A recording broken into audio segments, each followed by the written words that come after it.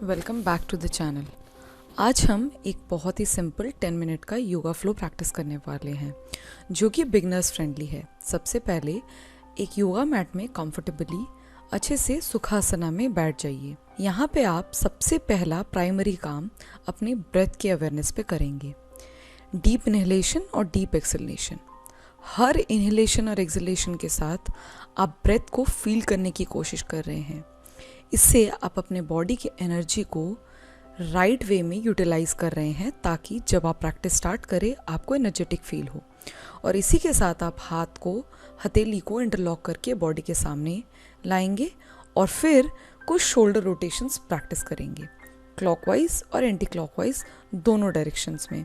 इससे इमीडिएटली आपके shoulders open और एनर्जेटिक फील करेंगे। ये कभी प्रैक्टिस को एडवांस करने के लिए एज अ वार्म अप बहुत काम आती है।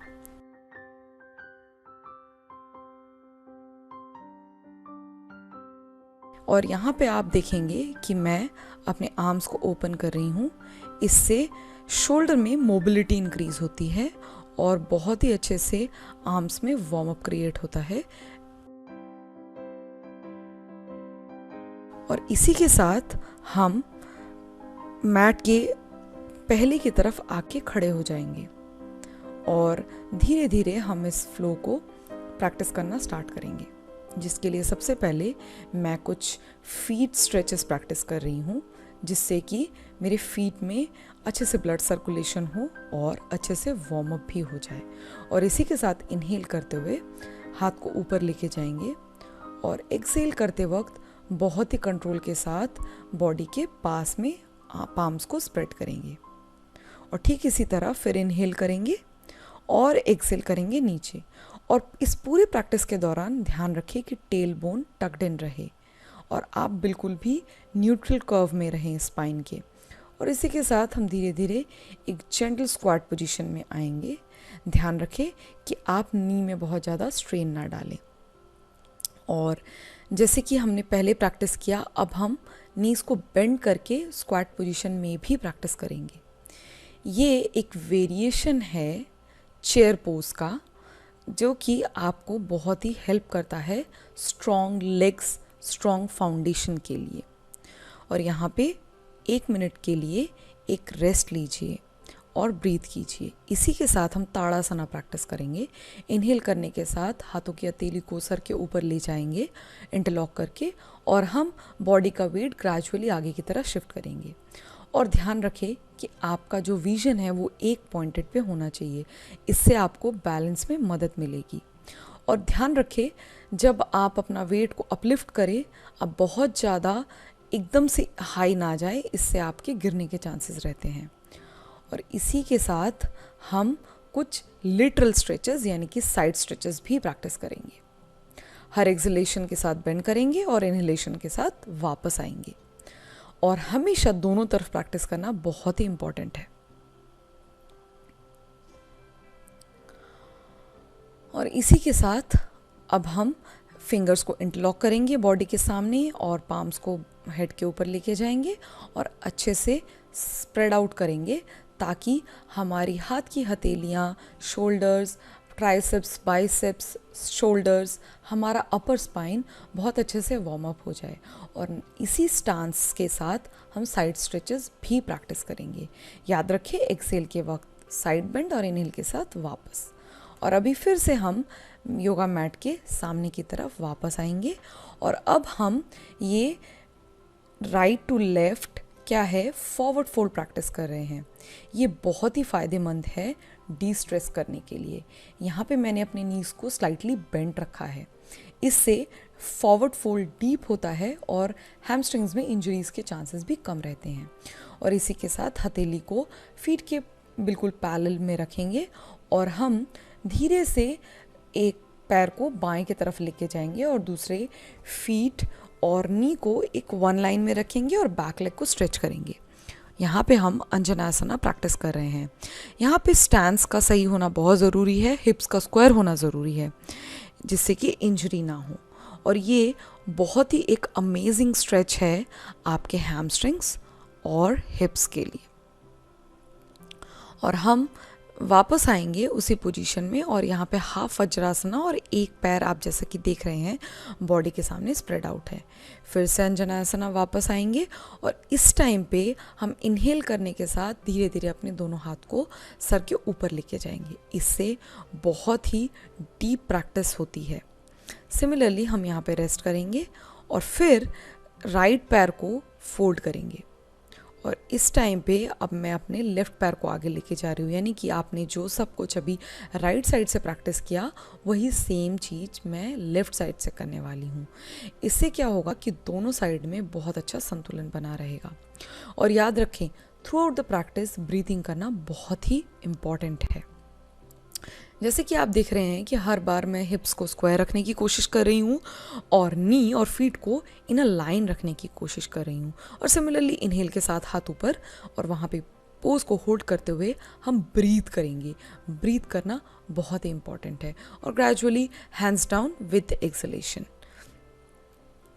इसके साथ हम फिर से हाफ वज्रासना में वापस जाएंगे और इस बार हम थोड़ा वज्रासना में थोड़ा सा रेस्ट करेंगे। 2 से 3 गहरी सांसें यहाँ पे लेने वाले हैं। हर इनहेलेशंस के साथ बेली राइज होना चाहिए और एक्सलेशन के साथ बेली इन होना चाहिए। और यहाँ पे थोड़ा सा एक इनहेलेशन और एक्सलेशन अच्छे से करने से हमको अच्छे से रेस्ट मिलेगा। और यहाँ पे बैक टू मालासना। मालासना यानी कि yogic squat is one of the best pose for your groin and for the excretory system. इसको प्रैक्टिस करना बहुत ही हेल्थ के लिए फ़ायदेमंद है और ये वेट लॉस में भी हेल्प करता है। और इसी के साथ मालासना में मैं कुछ ऑल्टरनेट लेग से साइड स्ट्रेचेस भी कर रही हूँ। इससे हमारा मालासना थोड़ा और इंटेंसिफाई हो रहा है और हम इस पोज को काफ़ी देर के लिए होल्ड कर रहे हैं। और याद रखें, ब्रीदिंग करना तो बहुत ही इंपॉर्टेंट है, चाहे वो कोई भी पोज हो। अभी फिर से हम थोड़ा रेस्ट करेंगे और फिर हम इस प्रैक्टिस को आगे बढ़ाएंगे। अभी यहाँ पे हम कुछ forward fold, deep forward fold practice करने वाले हैं। उसके लिए पहले हैमस्ट्रिंग्स को अच्छे से स्ट्रेच आउट करना, और ये जैसे कि आप देखा आपने मैंने हक किया, ये करना बहुत इंपॉर्टेंट है। पहले हम दंडासना में बैठेंगे, पैरों को फ्लेक्स रखेंगे जैसे कि आप देख रहे हैं वीडियो में, और सिट बोन्स को ग्राउंडेड रखना बहुत ज़रूरी है क्योंकि उससे एक अच्छा पॉस्चर क्रिएट होता है। और इनहेलेशन के साथ हाथ को बॉडी के ऊपर लेके जाएंगे और एक्सलेशन के साथ हम फॉरवर्ड फोल्ड करेंगे पश्चिमोत्तानासना में। अगर आपको ये डिफ़िकल्ट लगता है तो आपको इतना फॉरवर्ड फोल्ड होने की ज़रूरत नहीं है, आप किसी भी स्टांस पे रुक सकते हैं। लेकिन याद रखिए, सिट बोन्स और हैमस्ट्रिंग, इनका जो स्टांस है वो डिस्टर्ब नहीं होना चाहिए। और अगर आप बिगनर हैं तो आप नीज़ को फोल्ड कीजिए जैसे कि मैंने इस वीडियो में दिखाया है। और अगर आप एडवांस या फिर आप योगा काफ़ी प्रैक्टिस करते हैं तो आप अपने दोनों बिग टोज को ग्रैब करके आप इस फोल्ड को थोड़ा बेहतर और गहरा अनुभव कर सकते हैं। लेकिन याद रखें, स्टांस को इंटैक्ट रखना सबसे ज़्यादा इम्पॉर्टेंट है, नहीं तो स्पाइन के राउंडेड होने के चांसेस रहते हैं। अब हम कुछ ट्विस्ट प्रैक्टिस करेंगे। इसके लिए राइट फीट को मैंने बेंड किया है और लेफ्ट हैंड की मदद से मैं अपने राइट तरफ ट्विस्ट ले रही हूँ। सिमिलरली लेफ्ट साइड से प्रैक्टिस करेंगे। और जब हम इनहेल करते हैं और विद एक्सेल के साथ हम ट्विस्ट करते हैं और वहाँ पे ब्रीथ करते हैं। और याद रखेंगे कि हम जो हमारा हाथ पीछे की तरफ है उस पर बहुत ज़्यादा स्ट्रेस ना डालें, वरना इससे क्या होगा कि आपको इंजरी हो सकती है। और वहाँ पे ब्रीथ करें, पहले एक्सेल करें और फिर विद एक्सेल आप पहले सामने की तरफ देखेंगे और फिर हाथ को रिलीज करेंगे और धीरे से स्टांस से बाहर आएंगे। जैसे योगा पोज में एंटर करना इम्पॉर्टेंट है, उतना ही योगा पोज से बाहर निकलते वक्त ध्यान रखना भी इम्पॉर्टेंट है। और यहाँ पे मैं कुछ फीट और लेग स्ट्रेचेस कर रही हूँ। अभी हम थोड़ा हिप्स को वार्म अप करेंगे। उसके लिए हम फिगर 4 पोजीशन में बैठेंगे। यहाँ पे आप नीज़ के ऊपर फीट को इंटैक्ट करते हैं। पहले हम राइट साइड से प्रैक्टिस करेंगे और फिर लेफ्ट साइड से। याद रखिए, स्पाइन को न्यूट्रल रखना बहुत ज़रूरी है। और यहाँ पे अगर आपको डिफ़िकल्टी हो रही है तो जहाँ पे आपका राइट नी है वहाँ पे आप एक योगा ब्लॉक या बुक भी यूज़ कर सकते हैं। अभी हम लेफ़्ट साइड से प्रैक्टिस करेंगे और जैसे कि मैंने बोला स्पाइन को न्यूट्रल रखें और कोई भी बिल्कुल भी बैक में हंच क्रिएट ना होने दे और ब्रीथ करते रहें। इससे हिप में बहुत अमेजिंग फ्लेक्सिबिलिटी क्रिएट होती है। और अब बारी है बटरफ्लाई पोज यानी बतख कोणासना के प्रैक्टिस करने की।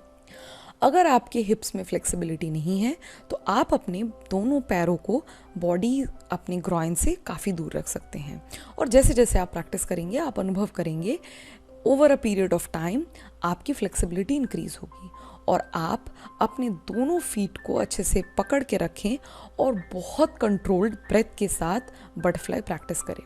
अगर आप बिना कंट्रोल के साथ प्रैक्टिस करेंगे तो आपको बहुत ज़्यादा इंजरी होने के भी चांसेस है और आपको हिप्स में बहुत पेन भी होगा। और यहाँ पे बद्ध कोणासना में रहते रहते मैंने एक फॉरवर्ड फोल्ड प्रैक्टिस किया है जो कि मेरा पर्सनल फेवरेट है। ये मैं काफ़ी प्रैक्टिस करती हूँ, इससे बहुत ज़्यादा अच्छा एनर्जेटिक फील होता है और बहुत ही ज़्यादा डीप स्ट्रेच में जाने में भी मदद मिलता है। आप चाहें तो इस पोजीशन में आप 1 मिनट तक भी रह सकते हैं और अगर आपकी फ्लेक्सिबिलिटी अलाउ नहीं करती है तो आप एक पिलो सामने रख लीजिए और उसके ऊपर रेस्ट कीजिए। और इसी के साथ हम आज के इस फ्लो को यहीं पे एंड करेंगे। और जब भी आप प्रैक्टिस को एंड करें हमेशा 5 से 10 ब्रेथ आराम से ले और बिल्कुल भी हड़बड़ी ना और फिर ही प्रैक्टिस को छोड़े। अगर आपको इस वीडियो में कुछ भी अच्छा लगा हो तो लाइक करके जाएं और सब्सक्राइब करें मेरे चैनल को। मैं आपके साथ बहुत जल्दी मिलूंगी एक नेक्स्ट वीडियो में। Until next time, bye bye, take care.